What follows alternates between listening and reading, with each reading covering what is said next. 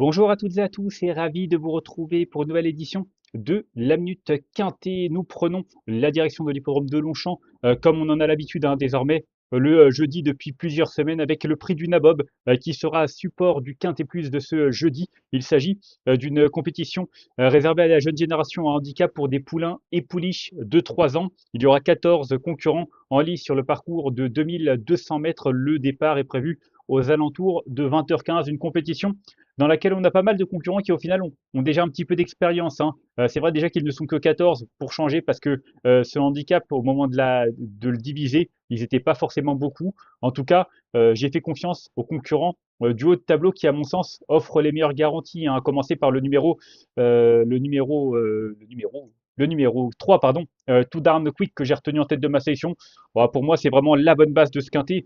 Too Darn Quick qui vient de terminer deuxième de la course référence disputée le 28 mai sur un parcours similaire, hein, c'était 2100 mètres sur la moyenne piste. Maintenant, le cheval, non seulement il ne cesse de s'améliorer au fil des courses, mais en plus, il apprécie cette piste. Bon, il est associé en plus à Pierre-Charles Boudot pour ne rien gâcher, hein, Pierre-Charles Boudot qui a déjà réussi son retour en piste puisqu'il s'est déjà imposé il y a de cela un jour ou deux. Donc voilà, un concurrent qui va vraiment remporter son quintet à n'en pas douter cette année, pourquoi pas même dès ce jeudi.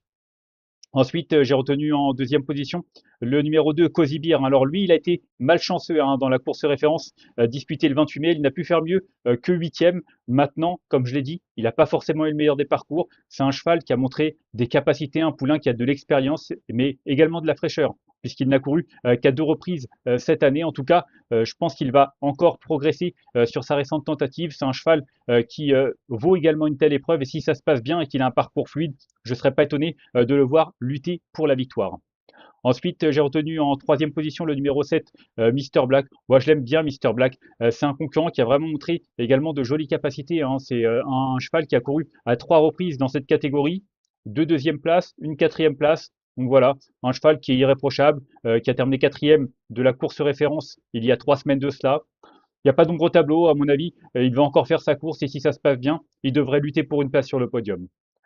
Ensuite, j'ai retenu en quatrième position l'As Rêve Bleu, une pouliche, hein, c'est pas forcément comme son nom l'indique, un Rêve Bleu, ça fait plus penser à un mâle. En tout cas, c'est une pouliche qui a montré des capacités, hein, notamment en fin d'année où elle a rapidement remporté sa course. Après une pause, elle a terminé septième d'une épreuve listed, mais voilà, si on a jugé digne de la présenter dans une listed, c'est qu'on l'a pensée compétitive. En tout cas, elle vient de réaliser de très bons débuts dans cette catégorie en se classant troisième de la course référence du 28 mai, donc compétitive, perfectible. Je pense qu'elle va encore afficher des progrès sur cette tentative. Et c'est vrai qu'avant le coup, si c'est le cas, elle peut même lutter pour la victoire. En tout cas, à mon sens, c'est une concurrente qui mérite un très large crédit. Ensuite, j'ai retenu en cinquième position le numéro 6. Il s'agit de Nocioni Fall qui a également bien couru dans la course référence. C'est une pouliche qui est irréprochable depuis le début de la saison. Elle a terminé cinquième du quintet, elle a remporté un handicap, elle a prouvé qu'elle avait encore un petit peu de marge dans cette catégorie. Voilà, il n'y a pas d'ombre au tableau avant le coup. C'est une concurrente qui va encore s'améliorer avec le temps. Même si avant le coup, il y a peut-être un petit peu mieux qu'elle pour jouer la victoire. Je ne serais pas étonné de l'avoir lutté pour une place sur le podium parce que c'est pour moi une perfectible et elle va sans doute trouver également son jour à ce niveau-là dans les semaines qui viennent. Ensuite, j'ai retenu en sixième position le numéro 4, Studen Kladnetz. Alors, j'aime bien cette candidature. Je vais m'attarder un petit peu plus dessus parce que il y avait une deuxième place qui m'avait plu en fin de saison dernière à Chantilly où elle battait, attendez, laissez-moi revoir ça, où elle battait Maria Apollonia, si je ne me trompe pas. Laissez-moi juste revérifier Maria Apollonia qui a remporté handicap en valeur 35. Et c'est vrai que cette concurrence Studen Skladenetz est proposée en 35,5. Donc, je trouve que sur la foi de cette tentative, sa valeur est vraiment très intéressante et je trouve que c'est vraiment un outsider très séduisant. En tout cas, attention, je pense vraiment qu'il faut s'en méfier tout particulièrement. C'est pour moi un poulain qui est capable de très bien faire d'entrée de jeu dans cette catégorie, même si c'est vrai que ces deux sorties de l'année sont assez moyennes dans des médaines. Ensuite, j'ai retenu en septième position le numéro 8. Il s'agit de Maracana. Pas grand-chose à dire sur Maracana. C'est difficile un petit peu de cerner cette pouliche. Elle a couru 3 fois. Elle s'améliore au fil des courses. Quatrième, troisième, deuxième. Maintenant, c'est son premier handicap. Elle n'a pas beaucoup de métier. Mais je me dis que elle peut trouver sa voie dans cette catégorie. En tout cas, entraînée par Victoria Head, qui est toujours redoutable. J'ai préféré la retenir, même si c'est en fin de combinaison. Et enfin, en huitième position, j'ai retenu le numéro 5, The Little Swan, un profil un petit peu similaire, hein. Un cheval, une pouliche, pardon, qui n'a couru qu'à 3 reprises et qui débute dans cette catégorie. Alors elle, pour le coup, elle a déjà bien fait en région parisienne puisqu'elle reste sur une quatrième place du côté de Saint-Cloud. Donc voilà, faut voir. Là, il y aura les mâles sur sa route. C'est son premier essai à ce niveau-là. C'est un petit peu difficile, comme je l'ai dit, de la situer, mais je trouve que c'est un profil assez séduisant, d'autant que Stéphane Vattel, en général, lorsqu'il oriente dans cette catégorie, c'est souvent avec de bons résultats. Donc attention, même si c'est en fin de combinaison, mieux vaut s'en méfier. Et enfin, en cas de non partant, j'ai retenu le numéro 12, King Arthur. King Arthur qui est associé à Christian Demuro, qui fait des efforts hein, pour monter à 52,5. Enfin, il est censé monter à 52, il monte à 52,5.